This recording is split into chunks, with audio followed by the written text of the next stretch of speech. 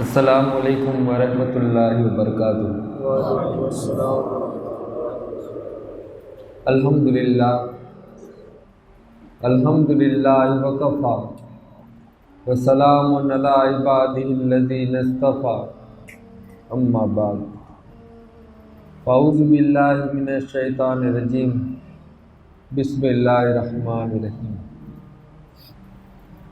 قال اللہ تبارک و تعالی فی قرآن المجید، یا ایھا الذین آمنوا کتب علیکم الصیام کما کتب علی الذین من قبلکم لعلکم تتقون۔ صدق اللہ العلی الولی الحی القیوم۔ درود شریف پڑھ لیجئے۔ اللہم صلی علی سیدنا نبینا مولانا محمد وعلی آل سیدنا نبینا مولانا محمد وصحبہ بارک وسلم۔ حضرات، جیسا کہ آپ تمام حضرات جانتے ہیں کہ ایک بہت ہی عظیم اور بہت ہی مبارک مہینہ آج سے ہی شروع ہو چکا ہے۔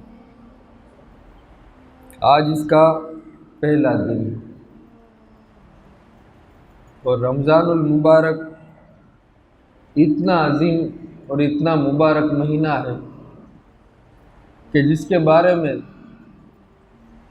ہمارے آقا حضور تاجدار مدینہ صلی اللہ تعالیٰ علیہ وسلم نے ارشاد فرمایا کہ اگر کسی بندے کو یہ علم ہو جائے، یہ پتہ چل جائے کہ رمضان میں اللہ تبارک و تعالیٰ نے کیا برکتیں رکھی ہیں، کیا نورانیت اور کیا روحانیت رکھی ہے، اگر کسی بندے کو رمضان کے بارے میں اگر پتہ چل جائے تو بندہ یہ خواہش کرے کہ پورا سال ہی رمضان ہو۔ ہاں، آپ اور ہم تو یہ خواہش کرتے ہیں کہ رمضان جلدی سے جائے، تو یہ روزے ہمیں رکھنے پڑ رہے ہیں، یہ روزے کو کیا آپ اور ہم اپنے اوپر بوجھ سمجھ رہے ہوتے ہیں؟ حالانکہ روزے بوجھ نہیں ہوتے، بلکہ روزوں کی وجہ سے اللہ تبارک و تعالیٰ بندے کے درجات کو بلند فرماتا ہے۔ اور یہ جو رمضان ہے، یہ رمضان لفظ را، میم اور دود، یہ 3 حرف سے نکلا ہے۔ اور عربی میں کیا ہے، عربی زبان کا قاعدہ ہے کہ ایک اس کا مادہ ہوتا ہے اور اس مادے سے پھر آگے لفظ بنتے ہیں۔ تو یہ رمضان جو لفظ ہے یہ را، میم اور دود سے نکلا ہے، جس کا مطلب ہوتا ہے جل جانا۔ تو رمضان کا مطلب ہوتا ہے جل جانا۔ جل جانا مطلب کہ اللہ تبارک و تعالیٰ جب بندہ روزہ رکھتا ہے اور روزے کی وجہ سے کیا ہوتا ہے کہ اندر بھوک کی اور پیاس کی ایک آگ لگتی ہے۔ جب بندے کے پیٹ میں، بندے کے سینے میں جو آگ لگتی ہے بھوک کی وجہ سے، پیاس کی وجہ سے، تو اللہ تبارک و تعالیٰ فرشتوں کو حکم دیتا ہے کہ میرے فرشتوں، اس بندے کے سینے میں بھوک کی وجہ سے اور پیاس کی وجہ سے ایک آگ لگی ہے۔ جب وہ آگ کی وجہ سے بندے کو یہ محسوس ہوتا ہے تو اللہ تبارک و تعالیٰ فرشتوں کو حکم دیتا ہے کہ اس بندے کے سارے گناہوں کو اس آگ میں ڈال دو۔ جب وہ فرشتے آگ میں ڈالتے ہیں تو روزے کی شدت کی وجہ سے وہ گناہ آگ کے اندر جل جاتے ہیں۔ بندہ اسی طرح پاک و صاف ہو جاتا ہے جیسے اس نے گناہ کیا ہی نہیں۔ اور آج شریعت کا یہ مسئلہ ہے کہ اگر زمین پر کوئی ناپاکی لگ جائے تو اس کو اگر پاک کرنا ہو، جیسے کسی نے پیشاب کر دیا، اب وہ زمین پاک 2 ہی طریقے سے ہو سکتی ہے۔ ایک طریقہ تو یہ ہے کہ اس پر اتنا پانی برسایا جائے، جیسے بارش برسے، اس بارش کی وجہ سے وہ جو ناپاکی اور نجاست ہے، وہ ناپاکی اور نجاست کا جو اثر ہے وہ بارش کی وجہ سے ختم ہو جائے کہ پانی اس ناپاکی کو اپنے ساتھ لے کر کے بہہ جائے، پھر وہ زمین پاک ہو گئی۔ یا دوسرا طریقہ یہ ہے کہ سورج کی کرنیں، اس کی تپش اتنی لگے کہ اس ناپاکی کا اثر ہی زائل ہو جائے، یعنی بالکل سوکھ جائے، وہ ناپاکی کا بالکل اثر محسوس ہی نہ ہو۔ جب زمین پر ناپاکی کا اثر بالکل ختم ہو جائے سورج کی تپش کی وجہ سے، پھر اس زمین کو پاک آپ اور ہم قرار دے سکتے ہیں۔ تو زمین کو پاک کرنے کے یہ 2 ہی طریقے ہیں۔ تو جس طریقے سے زمین کو پاک کرنے کے دو طریقے ہیں، اسی طرح دل کی زمین کو پاک کرنے کے دو طریقے ہیں۔ ایک طریقہ تو یہ ہے کہ رمضان میں اللہ تبارک و تعالی نور کی بارش اتنی چھم چھم برساتا ہے کہ جو بندہ روزہ رکھتا ہے اس کے قلب پر، اس کے دل میں اللہ تبارک و تعالی نور کی ایسی بارش برساتا ہے کہ اس بارش کی وجہ سے بندے کا دل پاک اور صاف ہو جاتا ہے۔ یا دوسرا کیا ہوتا ہے؟ دوسرا یہ ہوتا ہے کہ نور کی بارش جو اس بندے کے سینے پر اتر رہی ہوتی ہے، اس نور کی تپش کی وجہ سے اس بندے کے سینے سے جو گناہوں کے داغ ہوتے ہیں وہ داغ بالکل ختم ہو جاتے ہیں۔ تو حضرات، یہ جو رمضان کا مہینہ ہے یہ اللہ تبارک و تعالیٰ نے آپ کو اور ہمیں کیوں عطا فرمایا؟ اس وجہ سے کہ اللہ تبارک و تعالیٰ آپ کو اور ہمیں جنت عطا فرمانا چاہتا ہے، آپ کو اور ہمیں بخشنا چاہتا ہے۔ اسی لیے اللہ تبارک و تعالیٰ نے ہماری بخشش کے لیے رمضان کو ایک ذریعہ اور ایک بہانہ بنایا۔ قرآن پاک میں آتا ہے کہ اللہ تبارک و تعالیٰ نے کیوں روزے فرض کیے ہیں، تو اس کی پھر آگے حکمت بھی یہی بیان فرمائے کہ تاکہ تم متقی بن جاؤ، تاکہ تم پرہیزگار بن جاؤ، تاکہ تم اللہ سے لو لگانے والے بن جاؤ۔ اس وجہ سے اللہ تبارک و تعالیٰ نے آپ پر ہم پر روزے فرض کیے ہیں۔ آپ کو اور ہمیں چاہیے کہ اس بہانے کو جو اللہ تبارک و تعالیٰ ایک بہانہ بنانا چاہتا ہے کہ آپ کی اور ہماری بخشش ہو جائے، آپ کو اور ہمیں جنت مل جائے، اس بہانے کو آپ اور ہم اس کی قدر کریں، رمضان کی قدر کرے، رمضان میں روزے رکھے، قرآن کی تلاوت کرے، نیکیوں کے کام کرے۔ پتہ نہیں اگلے سال آپ کو اور ہمیں رمضان ملے یا نہ ملے۔ اس سال آپ کو اور ہمیں رمضان ملا ہے، یہ اس بات کی نشانی ہے کہ اللہ تبارک و تعالیٰ ابھی بھی ہمیں موقع دے رہا ہے، ابھی بھی ہمیں موقع دے رہا ہے کہ میرے بندو رمضان میں محنت کر لو۔ جب رمضان میں تم محنت کر لو گے میں تمہارے گناہوں کو معاف کر دوں گا۔ امام ربانی مجدد الفسانی انہوں نے ایک عجیب بات لکھی، عجیب بات اور سمجھنے جیسا نکتہ۔ آپ نے لکھا کہ جو رمضان ہے یہ پورے سال کا نمونہ ہے۔ رمضان جو ہے یہ پورے سال کا نمونہ ہے۔ کس طریقے سے؟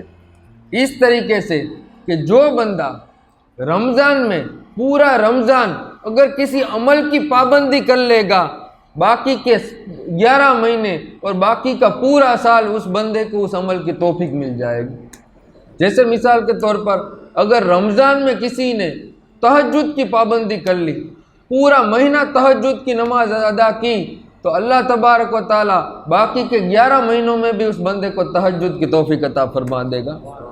اگر کسی نے رمضان میں قرآن پاک کی تلاوت کا معمول بنا لیا اور پورا مہینہ قرآن پاک کی تلاوت کی، تو اللہ تبارک و تعالیٰ باقی کے 11 مہینوں میں اس بندے کو قرآن کی تلاوت کی توفیق عطا فرما دے گا۔ تو یہ جو رمضان کا مہینہ ہے، یہ رمضان کا مہینہ جس طریقے سے آپ اور ہم گزاریں گے باقی کا پورا سال اسی طریقے پر گزرے گا۔ اسی لیے رمضان کے مہینے میں فضول باتوں سے آپ اور ہم بچیں۔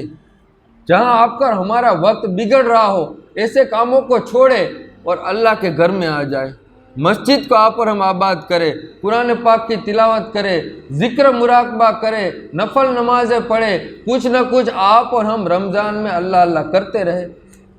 آج آپ کا ہمارے پاس وقت ہے، پتہ نہیں اگلا رمضان آپ کو ہمیں ملے یا نہ ملے۔ اسی لیے موت کی اور آخرت کی اور یوں سمجھے کہ جنت کی آپ اور ہم تیاری میں لگ جائے۔ وہ فارسی میں کہاوت ہے، رحمت حق بہانہ می جوید، کہ جب اللہ تبارک و تعالیٰ کسی بندے کو بخشنا چاہتا ہے تو صرف اور صرف ایک بہانے کی ضرورت ہوتی ہے۔ تو رمضان آپ کر ہماری بخشش کا، مغفرت کا اور جنت کا یوں سمجھے کہ آپ کر ہمارے لیے ذریعہ بن جائے۔ اس کے لیے آپ کر ہمیں رمضان میں محنت کرنی ہوگی، تراویح کی پابندی کرنی ہوگی، قرآن پاک کی تلاوت کرنی ہوگی۔ آج موقع ہے۔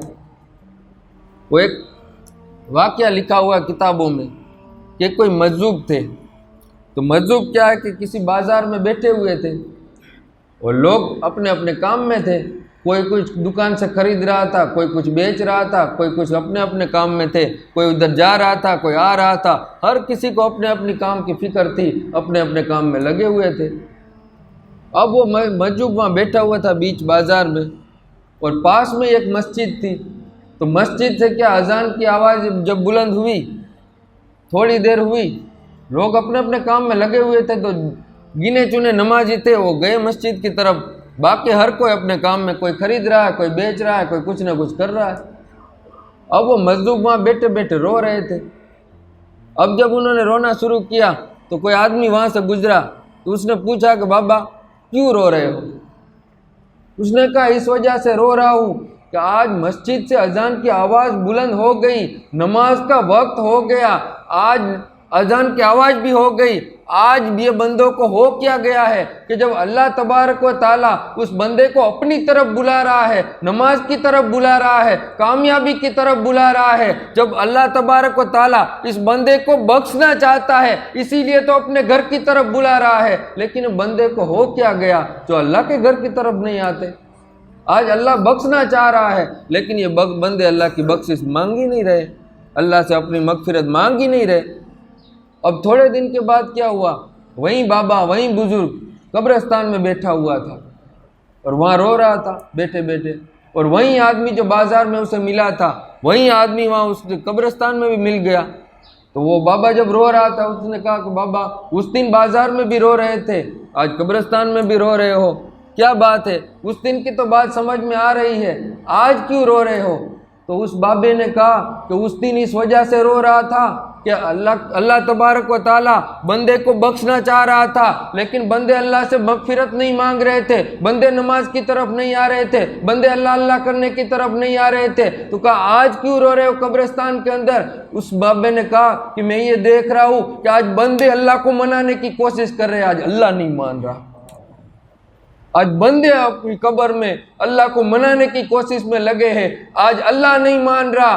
حضرات آج آپ کو ہمارے پاس وقت ہے، اللہ تبارک و تعالیٰ نے ہمیں زندگی عطا کی ہے، آج آپ پر ہم اللہ کو منا لیں، آج اللہ سے اپنی لو لگا لے، آج اللہ سے اپنی لو لگا لے، اللہ کو منا لے۔ پھر آپ پر ہماری جب موت کا وقت قریب آئے گا، پھر آپ پر ہم اگر پچھتاویں گے، پھر بھی پچھتانا کیا کام آئے گا؟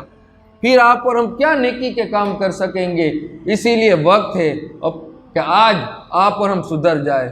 اگر رمضان آنے کے باوجود آپ کے اور ہماری زندگیوں میں اگر پریورتن نہیں آیا، تبدیلی نہیں آئی، تو آپ نے اور ہم نے یقیناً رمضان کی قدر نہیں کی۔ رمضان کی قدر کرے، وقت کی قدر کرے، یہ وقت پتہ نہیں واپس ملے یا نہ ملے۔ اللہ والوں نے کیا وقت کی بہت قدر کی، بہت قدر کی۔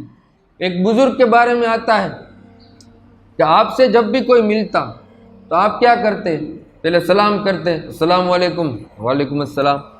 اب جیسے ہی سلام ہو جاتا آپ اس کی خیریت پوچھتے کہ خیریت سے ہو؟ وہ کہتا ہاں خیریت سے ہوں۔ اب جیسے ہی خیریت پوچھ لیتے، آگے بات کیا کرتے؟ آگے فوراً سے بات یہ کر دیتے کہ دیکھو آپ کو بھی موت کی تیاری کرنی ہوگی، ہمیں بھی موت کی تیاری کرنی ہے، اچھا قیامت کے دن ملیں گے۔ بس صرف اتنی بات۔ جو بھی بندہ آپ سے ملتا سلام کرتے، خیریت پوچھتے، خیریت پوچھنے کے بعد فوراً سے کہہ دیتے کہ آپ کو بھی موت کی تیاری کرنی ہوگی، ہمیں بھی موت کی تیاری کرنی ہے، اچھا قیامت میں ملیں گے۔ اتنی وقت کی ان اللہ والوں نے قدر کی۔ امام شافعی کے بارے میں آتا ہے کہ امام شافعی رضی اللہ تعالیٰ عنہ فرماتے ہیں کہ میں نے اولیاء کرام سے، بزرگان دین سے، ان کی خدمت میں بیٹھ کر کے ایک عجیب بات سیکھی۔ لوگوں نے پوچھا کہ حضرت آپ نے کیا بات سیکھی؟ امام شافعی فرماتے ہیں کہ میں نے یہ بات سیکھی اولیاء کرام کی صحبت سے کہ اولیاء کرام نے یہ فرمایا کہ تم وقت کا صحیح استعمال کر لو۔ وقت ایک تلوار ہے، تم وقت کا اگر صحیح استعمال کر لو گے تو فائدے میں رہو گے، اگر وقت کا صحیح استعمال نہیں کیا تو وہ تلوار تمہیں کاٹ دے گی۔ تو حضرات آپ اور ہم وقت کا صحیح استعمال کریں۔ رمضان آپ کو اور ہمیں ملا ہے تو رمضان میں نیکی کے ایسے کام کر جائے، ایسے کام کر جائے کہ اللہ تبارک و تعالیٰ کو آپ اور ہم پر رحم آ جائے۔ اتنے گڑ گڑا کر اللہ کی بارگاہ میں دعائیں کرے، اپنی مغفرت کی دعائیں کرے، رو رو کر اللہ کی بارگاہ میں گڑ گڑائے کہ اللہ تبارک و تعالیٰ کو آپ پر ہمارا حال دیکھ کر رحم آ جائے۔ اللہ یقیناً بڑا رحم والا، کریم ہے، رحیم ہے، وہ بندے کو بخشنا چاہتا ہے لیکن بندے ہی ہے، جو روزہ نہیں رکھتے، نماز کے لیے آپ اور ہم تیار نہیں ہیں، پھر آپ کا اور ہمارا ہوگا کیا؟ موت کا کیا بھروسہ ہے؟ کب آپ پر ہماری موت واقع ہو جائے گی؟ آج آپ اور ہم اسی کام میں لگے، بس دنیا ہی دنیا، دنیا ہی دنیا۔ رمضان میں کیا کہ تھوڑا کاروبار کا کام بھی تھوڑا کم کر دینا چاہیے، تاکہ کیا کہ شریر کو تھوڑے کیا ہے کہ تندرستی رہے اور زیادہ تھکے نہیں، اور وہ جو تھکے نہیں تو پھر نیکی کے کام کریں۔ اگر آپ اور ہم دھندے بزنس میں اس جسم کو تھکا دیں گے، پھر نیکی کے کام آپ کو ہم کیا کب کریں گے؟ حالانکہ جو بندہ رمضان میں اپنا کاروبار تھوڑا کم کر دیتا ہے، کام کاج کم کر دیتا ہے، پھر بھی اس کا کوئی گھاٹا اور نقصان نہیں ہوتا، بلکہ اللہ تبارک و تعالی رمضان کی برکت سے جو باقی کے 11 مہینوں میں جتنا اس کا منافع نہیں ہوتا، اللہ تبارک و تعالی رمضان میں اس کا اتنا منافع کرا دیتا ہے۔ اسی لیے کیا ہے کہ آپ کو ہمیں اس کام میں لگ جانا چاہیے، لیکن آپ کا ہماری پوری توجہ، پورا دھیان صرف اور صرف اس دنیا کے بارے میں ہی ہے، آخرت کی طرف آپ کا ہمارا بالکل توجہ ہی نہیں۔ وہ ایک بزرگ گزرے ہیں، حضرت ابو سلیمان دارانی، بڑے پائے کے بزرگ اور بڑے پرانے بزرگ۔ آپ نے کیا ہے کہ کثرت سے نفل روزے رکھا کرتے۔ اب نفل روزوں کی بھی فضیلت ہے، لیکن فرض کے برابر نہیں ہو سکتے۔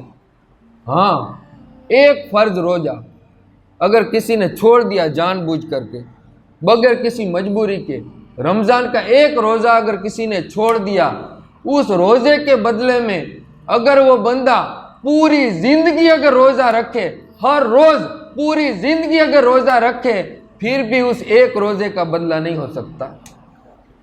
وہ ایک فرض روزہ جو چھوٹ جائے، اس کا بدلہ پوری زندگی کے نفل روزے نہیں ہو سکتے۔ تو وہ بزرگ کیا ہے کہ نفل روزے رکھا کرتے، رمضان کے تو روزے رکھتے ہی، لیکن نفل روزے بھی کثرت سے رکھا کرتے۔ تو ایک رات آپ نے خواب میں دیکھا، خواب میں کیا دیکھتے ہیں کہ کسی پوچھنے والے نے پوچھا کہ ابو سلیمان دارانی، آج جو تم نے روزہ رکھا، حالانکہ وہ تو ہر روز رکھتے تھے، لیکن جو اس دن انہوں نے روزہ رکھا تھا، اس دن کے بارے میں ان کو پوچھا گیا کہ ابو سلیمان دارانی، آج جو تم نے روزہ رکھا ہے، آج کے دن کا یہ روزے کا ثواب 1000 درہم کے برابر بیچتے ہو؟ ابو سلیمان دارانی نے فرمایا کہ نہیں بیچتا۔ پھر پوچھنے والے نے پوچھا کہ ابو سلیمان دارانی، یہ نفل روزے کا ثواب 10,000 درہم کے بدلے میں بیچتے ہو؟ انہوں نے کہا نہیں بیچتا۔ پھر اور آگے بڑھائی ہو تعداد کا 1,00,000 درہم اس کے برابر بیچتے ہو؟ انہوں نے کہا نہیں بیچتا۔ پھر پوچھنے والے نے پوچھا کہ ابو سلیمان دارانی، پھر بتاؤ اس روزے کی قیمت کیا ہے، کس قیمت پر تم بیچتے ہو؟ تو ابو سلیمان دارانی نے فرمایا کہ میں یہ نفل روزہ، فرض کی بات نہیں تھی، نفل کی بات تھی۔ انہوں نے کہا یہ نفل روزہ، اس نفل روزے کے بدلے میں اگر آسمان اور زمین کی جتنی بھی چیزیں ہیں، جتنی بھی ملکتیں ہیں، جو بھی آسمان اور زمین کے اندر ہے، یہ ساری چیزیں اگر مجھے ایک روزے کے بدلے میں دے دی جائے، پھر بھی میں روزہ نہیں بیچتا۔ پھر اس پوچھنے والے نے پوچھا پھر کس قیمت پر بیچتے ہو؟ تو ابو سلیمان دارانی نے فرمایا میں ایک نفل روزہ کسی قیمت پر نہیں بیچتا، نہ دنیا میں نہ آسمان میں جتنی بھی چیزیں ہیں ان کے بدلے نہیں بیچتا، میں یہ روزہ اللہ کے دیدار کے بدلے میں بیچتا ہوں۔ میں یہ روزہ اس وجہ سے رکھتا ہوں کہ کل قیامت کے دن اللہ تبارک و تعالیٰ کا دیدار ہوگا، اللہ تبارک و تعالیٰ اپنا قرب عطا فرمائے گا۔ تو حضرات یہ جو رمضان کے روزے ہیں، یہ روزے اگر نفل کے بدلے بندے کو اتنا قرب مل سکتا ہے تو یہ رمضان کے روزے تو فرض ہے، فرض کے بدلے اللہ کا کتنا قرب ملے گا، کتنا قرب ملے گا۔ لیکن آپ اور ہم روزے کے لیے تیار نہیں، آپ اور ہم نمازوں کے لیے تیار نہیں۔ تراویح میں اگر دیکھیں تو 3 صفیں ہو رہی، اتنا بڑا گاؤں، اتنی بڑی جماعت، آس پاس کے گاؤں کے لوگ بھی الحمدللہ آ رہے ہیں تراویح میں بھی، لیکن پھر بھی یہ مسجد کھچا کھچ بھر جانی چاہیے۔ اتنا بڑا گاؤں ہے، یہ مسجد چھوٹی پڑ جانی چاہیے۔ آپ اور ہم نماز کا اس طرح کا ابھیان چلائے، خاص کر کے رمضان میں، تو پھر ہوگا کیا کہ آپ اور ہم جب نماز پڑھنے کے لیے آئیں گے نا، تو آپ کر ہمارے چھوٹے چھوٹے بچے ہوں گے، وہ بھی نماز پڑھنے کے لیے آپ کر ہمارے ساتھ چل پڑیں گے، ان کو بھی نمازوں کی عادت ہوگی۔ جب آپ اور ہم ہی نہیں آئیں گے تو پھر بچے آئیں گے کہاں سے؟ اور ہوگا یہ کہ آپ اور ہم بھی نماز کے لیے مسجد میں آ جائیں گے اور چھوٹے چھوٹے بچے بھی آ جائیں گے، تو وہ تو ہماری وجہ سے آئیں گے کہ چلو میرے والد صاحب جا رہے ہیں تو میں بھی نماز کے لیے جاؤ۔ تو آپ اور ہم تو جو نمازیں پڑھیں گے، ہماری نمازیں تو قبول ہوگی تو ہوگی، نہیں ہوگی تو نہیں ہوگی، وہ تو اللہ کی مرضی پر ہے۔ لیکن جب چھوٹے بچے جو اپنے چھوٹے چھوٹے ہاتھ سے جب اللہ کے سامنے چہرہ کر کے، کعبہ شریف کی طرف چہرہ کر کے چھوٹے چھوٹے ہاتھ سے جب وہ اللہ اکبر کہیں گے اور اپنی پیشانی کو زمین پر رکھیں گے، تو اللہ تبارک و تعالیٰ ان چھوٹے چھوٹے بچوں کی وجہ سے آپ کے ہماری نمازیں قبول کر لے گا۔ لیکن یہ نئی نسلوں کو آپ اور ہم صرف زبان سے کہہ کر کے ہی نہیں آپ اور ہم نماز کے لیے تیار کر سکتے، آپ اور ہمیں اپنے آپ کو بھی نماز کے لیے پیش کرنا ہوگا، اپنا کردار انہیں دکھانا ہوگا۔ جب آپ اور ہم اپنا کردار انہیں دکھائیں گے، پھر کیا ہوگا؟ پھر وہ بھی نماز کے پابند ہو جائیں گے۔ اسی لیے نماز کی، تراویح کی، قرآن پاک کی تلاوت کی، روزوں کی آپ اور ہم سب کی پابندی کریں۔ اللہ تبارک و تعالیٰ کی بارگاہ میں دعا ہے کہ اللہ تبارک و تعالیٰ ہمارے بولنے میں اور آپ کے سننے میں جو بھی غلطی ہوئی ہو اپنے کرم سے معاف عطا فرمائے۔ اللہ تبارک و تعالیٰ ہمیں بھلائیوں کی توفیق عطا فرمائے۔ وما علینا الا البلاغ برحمتک یا ارحم الراحمین۔